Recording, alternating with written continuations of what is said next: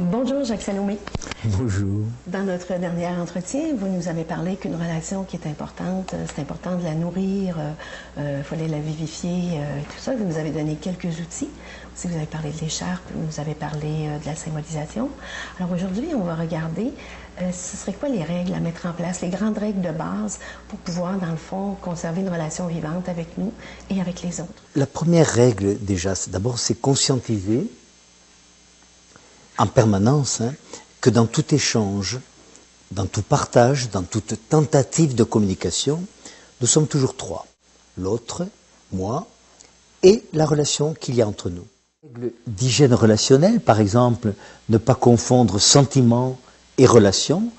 Je peux vous aimer, je peux avoir des sentiments très positifs à votre égard et vous proposer une relation aliénante, une relation à base de possessivité, à base de contrôle, à base de disqualification. Le livre que j'ai écrit pour ne plus vivre sur la planète Terre, T-A-I-R-E, dans ce livre, pour ne plus vivre sur la planète Terre, j'ai énoncé une centaine à peu près, une centaine de règles d'hygiène relationnelle.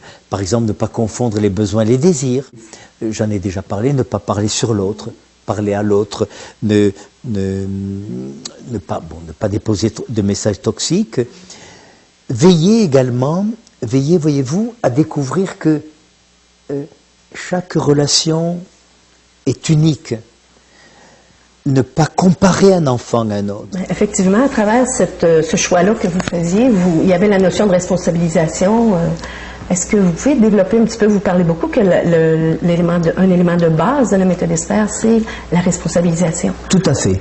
Tout ancrage, mais nous aurons l'occasion de revenir plus longuement, apprendre à s'aimer, se respecter, se responsabiliser, être fidèle à soi-même.